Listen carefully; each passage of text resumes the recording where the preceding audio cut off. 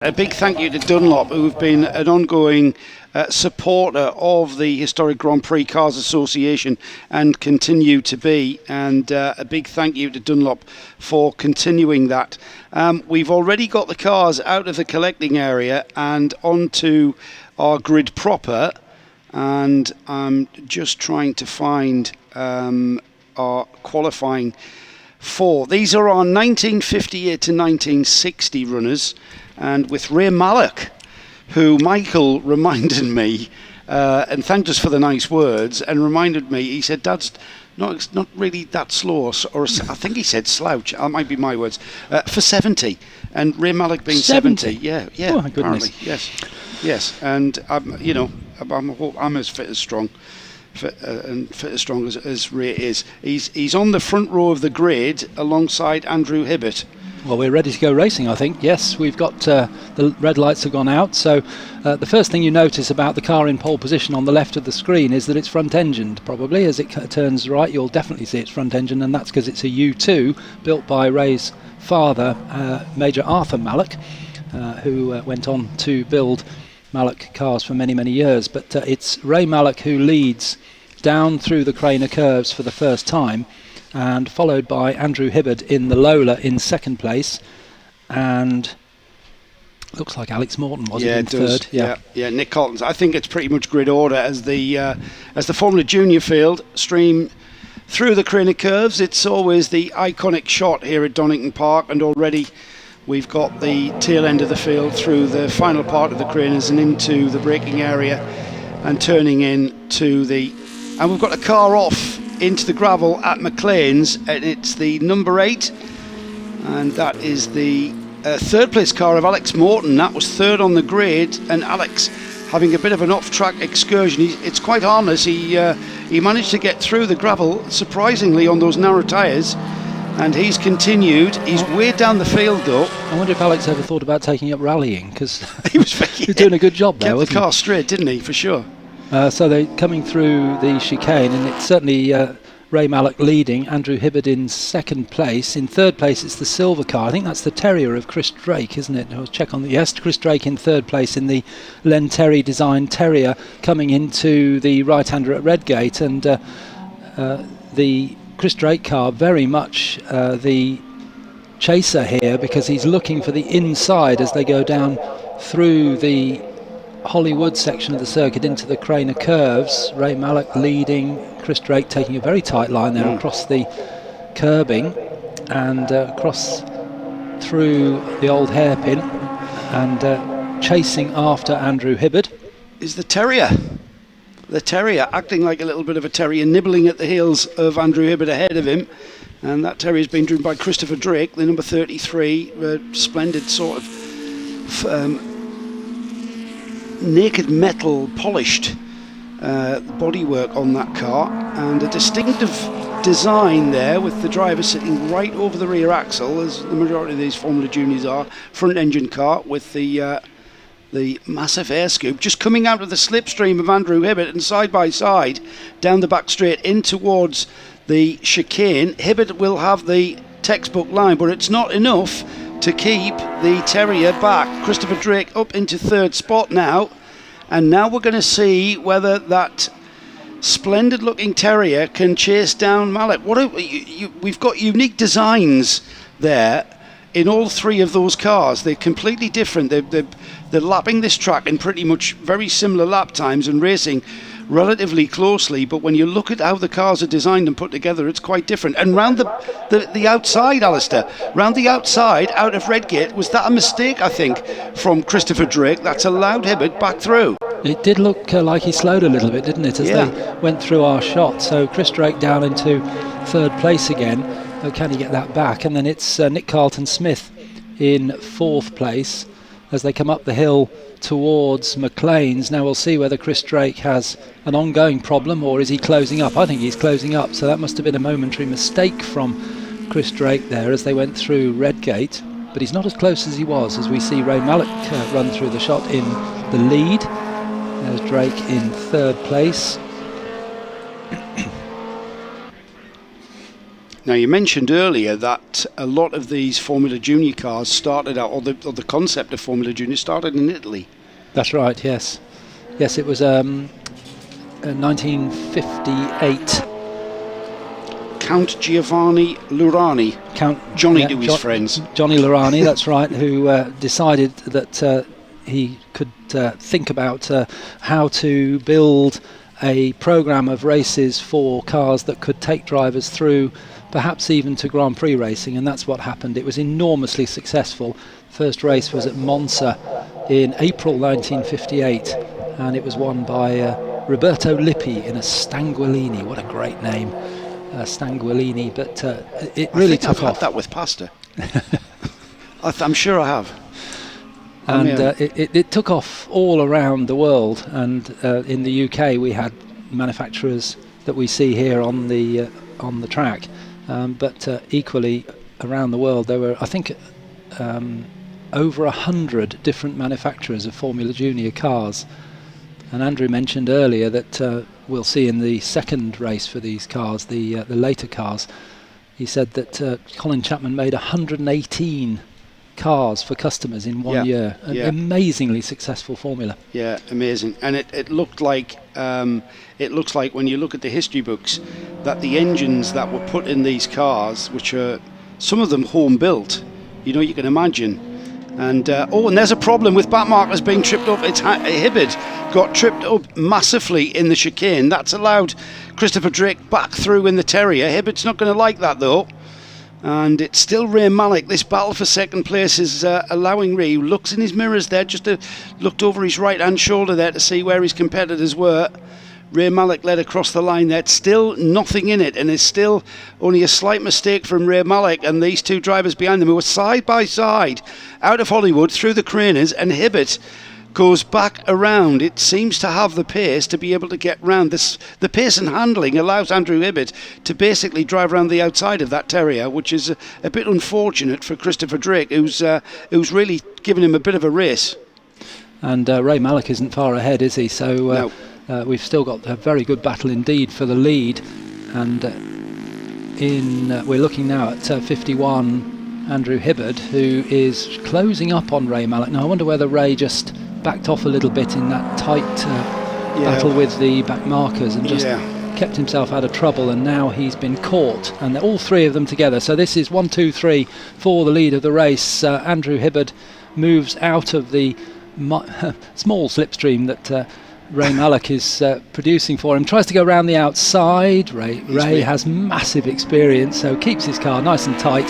And then Chris Drake has got a little bit more speed, and they come across the line, and they're absolutely side by side. The timekeepers will separate them. Yeah. We'll tell you that in a moment when it comes up on the screen. But Ray Malik gets back into the lead again. What a move down the inside and squirrely under the braking. Chris Drake goes around the outside of Andrew Hibbard, and down into Hollywood they go, almost side by side. What a great race. They were 3 wide across the line. They're not going to be 3 wide through the craners for sure. Surely they're going to try, almost settling in there.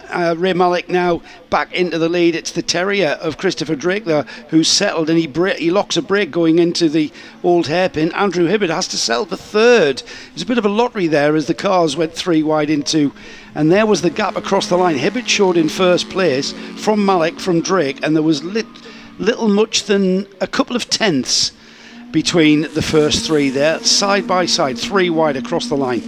It's settled down though. We're into Coppice with 12 minutes of this race remaining, so we're not even at half distance yet. This is a 20-minute race, so we're not quite at half distance, so there's still a lot of racing. You know what, we just said it's only going to take a very small mistake from Ray Malik, and the cars behind him are going to be on terms, and that's what it was. It wasn't so much that he tripped over the back markers kind of stifled his momentum, and that momentum kind of just was exacerbated by the fact that the 2 cars challenging. Now we've got the Terrier challenging for the lead. Christopher Drake slips out of the slipstream across the start-finish straight and goes down the inside into Redgate. It's a tight entry, but a very, very open exit, and they'll want as much momentum as they can carry. Ray Mallock slots in behind the Terrier, but the Terrier, I think, Alistair, has pulled out a little bit of a cushion, maybe a car's length or two. Yes, indeed. It's Chris Drake's driving really well, isn't he? And Ray Mallock at the moment in second place. And Ray has massive experience in racing and, of course, engineering and preparation through his RML company. But as a driver, raced at Le Mans on many occasions.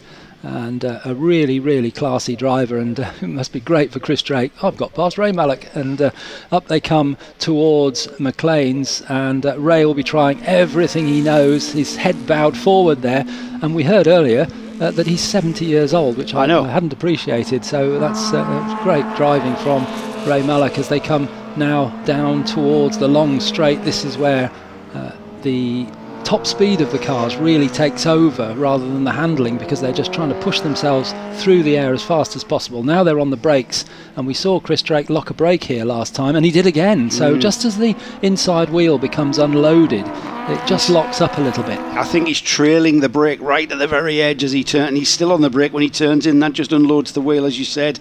These three cross the line, absolutely nothing in it. It's Drake, Mallock and Hibbard across the line there. The bright silver, the polished aluminium bodywork of that number 33 Terrier, with Ray Mallock just working the wheel. He's got lots of momentum out of Redgate. Can he get round the outside into the craners? Not quite. He has to slot back in through the left-hand part. And let's not forget Andrew Hibbard, he's kind of taking a watching brief and just wondering what's going to happen to those two cars in front. Still plenty of race left to Alistair, 9.5 minutes. Absolutely, yes. This is a tremendous race, isn't it? And they're making their way through back markers as well, who are incredibly aware of what's going on around them, aren't they? Really good driving in this race. There's another driver who knows that they're there. He's keeping well out of the way. And as they go through McLean's and up towards Coppice, the highest point of the circuit, Chris Drake leads from Ray Mallock, from Andrew Hibbard as they turn into the right-hander. Pocket handkerchief over these three as they go through the second apex, now onto the long straight. So what's the relative speed of these cars? Is it the Mallock, the U2 built by Mallock, that will be the quickest? He's closing up, but I don't think it's going to be enough. And Chris Drake once again just feathers that brake as he comes in, locks the wheel, but controls it beautifully. Now Andrew Hibbard's got a bit of a run on Ray Mallock, hasn't he? A very good run through the chicane. Will he get him into Redgate? Looks like he might. He challenges, he zips out of that slipstream into the brakes, but Ray Mallock, last of the late breakers into Redgate, and Ray also using a little bit tighter line that you would expect, not exactly a textbook line there, but a defensive line from Ray Mallock. And what's going to happen here, Alistair, if Ray Mallock's got to defend from Andrew Hibbard in third place behind him, that's going to allow that Christopher Drake driven Terrier T4 Series 1, I've got to add, to give it its full moniker, that's going to allow that car to eke out a bit of a breather, and the clock's still ticking, 8 minutes remaining on that clock. As we see car number 8 going through, that's Alex Morton, and we saw him bouncing across the grass earlier on. He was third on the grid. Where is he? He's got back up to 5th, so he's done very well in the Condor. The driver from near Tamworth in Staffordshire. So as they go up to the top of the hill, we're back with the leaders again, and it's still Ray Mallock in second place. The meat in the sandwich of the two drivers, the Chris Drake and Andrew Hibbard, as they come back onto the straight again. Will Chris Drake just lock that brake again as he comes into the right-hander? Look out for the puff of smoke as he turns in. Yes, he does exactly the same. He's well under control, isn't he, Chris Drake? He knows exactly what's going to happen. And Ray Mallock now has a good run out of the chicane, I noticed, very quick through there, so maybe he'll challenge now as they come into Redgate. He's going to take the smoother line, the more textbook line, into Redgate as the leader of Christopher Drake, just a little bit narrower line into Redgate. That's going to stifle his momentum out of the corner, and they've also got markers. This is the Silverline Formula Junior Championship race. This is the race for the 1950 to 1960 Formula Juniors, and we've got some back markers to get around as they go through perhaps the trickiest part to get around back markers through the Craner curves. Has the Terrier been stifled? It looks like he might have. They're side by side, either side of a back marker there. That's going to waken that back marker up as the Terrier went to the left and the Mallock went to the right, and it's gone Mallock's way. But has it? The Terrier comes back on the inside. from McLean's side by side up to Coppice. Now the Terrier has the inside line. Now Malek gets by down the inside of a back marker. That's going to trip those guys up at the front, and this may allow Hibbert to get on terms, because Hibbert's got the better line. He didn't have a back marker to trip over, whereas the other two in front of him did. Well, could be 3 wide again, Alistair. As they come down to the chicane, we've got another slower car in front, but I think he'll be out of the way by the time they get there. Andrew Hibbert on the outside, Ray Malek in the middle, Chris Drake on the inside as they turn into the chicane. Could you have a word with the clerk of the course? We'll have another 10 minutes on this race, please. Absolutely stunning race as they come down towards Redgate. Chris Drake leads, Ray Malek in second, Andrew Hibbert in third as they turn into the right-hander at Redgate. Ray Malek looking already, probably thinking, can I get him up into McLean's at the top of the hill? Because the move will start here somewhere as they go down the hill. Can he carry the speed through the old hairpin and then up the hill through Schwantz into McLean's? So down into the old hairpin they come. Chris Drake turns in, just a little bit of opposite lock as he turned in there. Ray Malek will have spotted that. He will see that he's right on the limit of adhesion. You've got to be quite brave to carry speed through that old hairpin. The car just wants to be, it's kind of like a magnet just being drawn to that gravel trap with the downhill entry to that corner. But like you said, that momentum, that chase of the leader started at Redgate, and that momentum he's carried all the way around this lap, all the way around this Donington Park circuit, up into Coppice, and now he'll continue that momentum out of Coppice. And will he get into the slipstream? Is there any slipstream?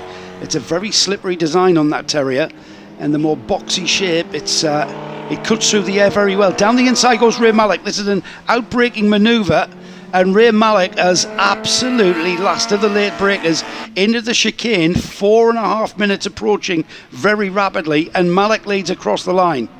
And Ray Malek looking in his mirrors there. Which way is Chris Drake going to go? Is he going to go inside or outside? And Ray says, I'll go for the inside, defend the line. There's a slower car that they're passing there. That's Graham Barron in the Gemini.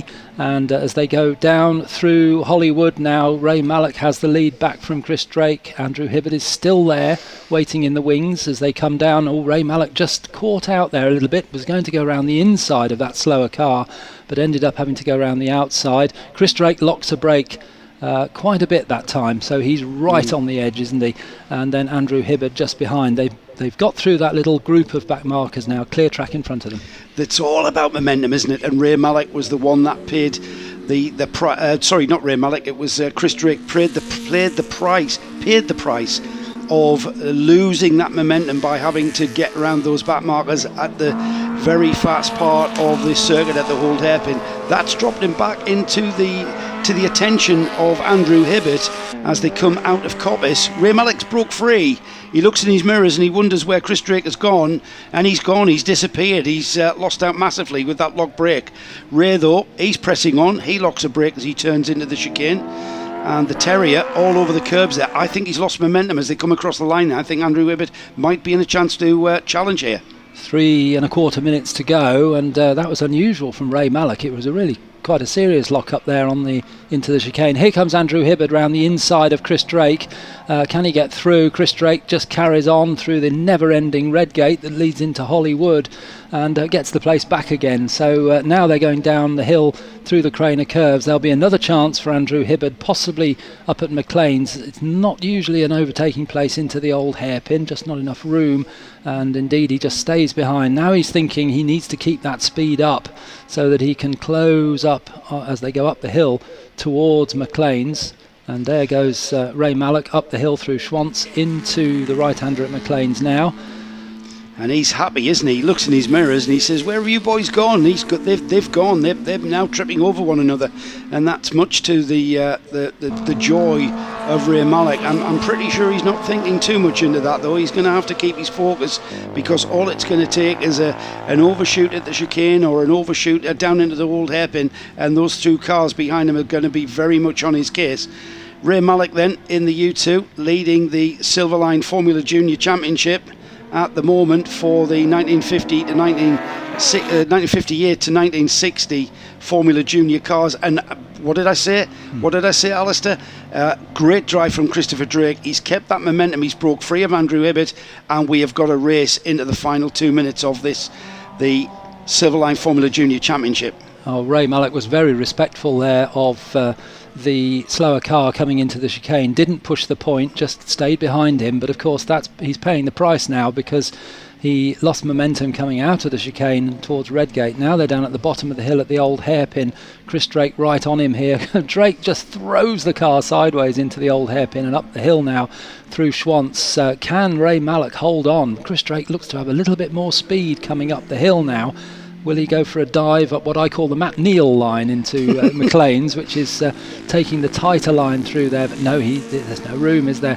And Ray Mallock holds on. And Ray's vast experience moving to the right of the track there just to get ready to pass that slower car, and they'll be coming on to the long straight.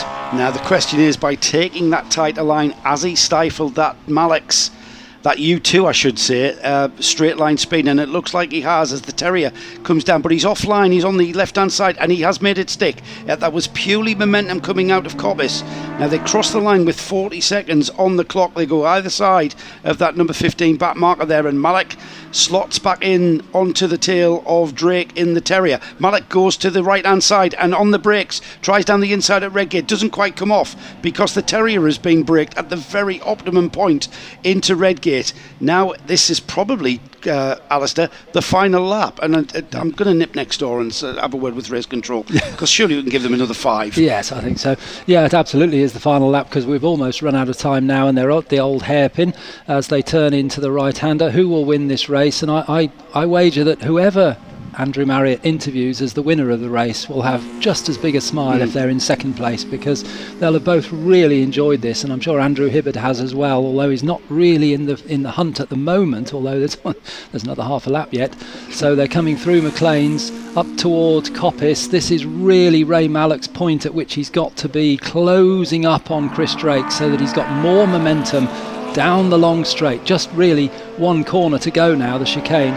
You could say 2, a right and a left, and then it's the finish. So coming down the hill, they're coming towards the chicane. It looks to me as though Chris Drake might have this race. Yeah, I think so too. Now, as they come out of the chicane, Chris Drake leads Ray Mallock. It's 1-2. Are we seeing the checkered flag? We are indeed. We got that right. Chris Drake takes the win. Takes the Silverline Formula Junior Championship for 1958 to 1960 cars from Ray Mallock. Andrew Hibbard in second. We've neglected the rest of the field, understandably. That was a ding-dong. You know what? I think Ray Mallock will be smiling, but underneath, he's not happy.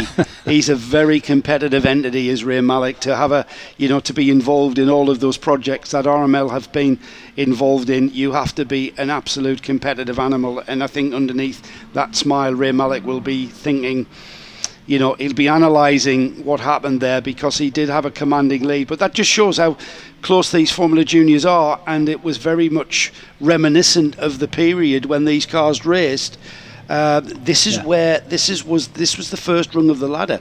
This is where you started when you were destined for Formula One. This is where it was. This is the GP3 of the day, isn't it? Yeah, absolutely it is. Yes, and those that made it in this class of racing were usually destined for higher formulae, but of course money often came into it, and not everybody made it. But you could race in Formula Junior relatively cheaply all over Europe, and many drivers in the day would have it'd been like a travelling circus where they went to one circuit and then moved on to the next. Some of the names of the cars were chosen to make them sound more interesting, so that they attracted start money from some of the foreign circuits. It was a great scene at the time, and we're seeing 2 great drivers who have had the most magnificent race, and we're looking at Ray Mallock, who finished in second place, who's seen the checkered flag at Le Mans no less, but here he is at Donington Park at the Donington Historic Festival, enjoying his racing, which is what it's all about.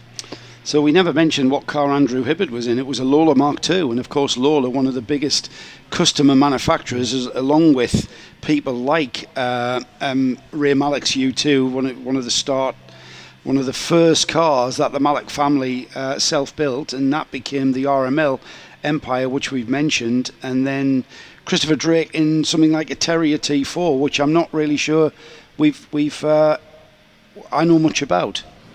other than the designer Len Terry. But we've got the results of the race on the screen for you now. So 15 laps completed by Chris Drake in his Terrier T4 after a race-long battle with Ray Mallock and Andrew Hibbard. Ray Mallock it was who took second place in the U2 Mark II, just 7/10 of a second, but that doesn't really tell the story, does it? Andrew Hibbard in third place in the Lola Mark II, a further 2 seconds back. Then it was Nick Carlton-Smith in the Kieft in fourth place. In fifth place, Alex Morton in the Condor.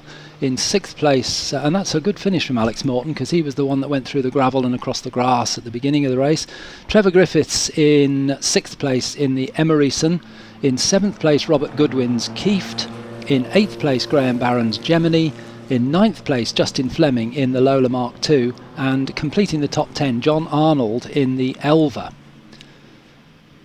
And in 11th place, Jeremy Knight in the Gemini. In 12th, Peter Fenichel in the Cooper T56. Richard Tyzak got 13th place in another of the Elvas. And in 14th place, Mr. Formula Junior himself, Duncan Rabagliati, who with his daughter runs the Formula Junior Historic Racing Association, in his Alexis, which he's been racing forever. Tony Pearson finished in 15th place in the Bandini. In 16th place, Andy Rayner in the JBS. In 17th, Roger Woodbridge in his Volpini. And in 18th place, Peter Edbrook in the Lotus. And completing the finishers, in fact he didn't finish, Bernard Brock retired early on in his Elva in 19th place. So the story of that race really was the most magnificent battle. So what a fabulous race that was. Well, Chris Drake, come on Chris, you've got to be interviewed now. He's going to put the garland back on the... It's been a while. So, yeah, it's been a while. Yeah. That was a fabulous race, wasn't it? Wasn't it? Ray was right there, and I mean, Hibbard was there. we all changed places. I mean, it was close. I mean, I just said to Andrew, that defines safe racing. You know, we've all, I mean, obviously Ray, every time I race with Ray, I get blown away, 9 times Le Mans competitor. So to share the same tarmac as him, which I've said a number of times before, I'm very privileged. Andrew's amazing. I've raced with Andrew for many, many years. And just the respect we gave each other was amazing. Bit of an unusual car, designed by Len Terry, went on to design Formula One cars, Indy cars, but this is one of his early cars. It started with Clubman's cars, Len Terry, and it looks great in the aluminium. What's the history? How did you get hold of it? Well, I bought it off a guy called Lawrence Suffren. So Lawrence Suffren had the car from about 1990, and then he put it together, restored it, and then he raced it at Goodwood in 2004, and then he kind of parked it. So I bought it off him in 2015, prized it out of him more like. He's on the border of Switzerland and Austria or somewhere, and we managed to have a deal. We had a few dinners and I bet you did. Yeah, drinks, and everyone said to me, "How did you get that car off him?" So yeah, brilliant. Chris, let's get Ray in, and both of you, and Andrew. So Ray and Andrew here, second and third. You're quite quick for an old bloke. Well, yeah. Well, yes. We seemed okay. Not quite quick enough for Chris today, but I mean, we were very evenly matched, and it was just a fabulous race. What a race to be in, and hopefully it was a great one to watch as well. Well, apparently it was. The commentators saying absolutely brilliant, and well, your dad did a wonderful job with making that Clubman's car into a Formula Junior. He did, yeah. Back in 1960, the U2 is all about U2 can go racing, and Dad's philosophy was create a very stiff, lightweight space frame chassis, and you could then go and buy your own bits from the scrapyard, a Morris Minor back axle, a full popular front one, and that's what it is. But it has superb suspension geometry and puts its power down wonderfully.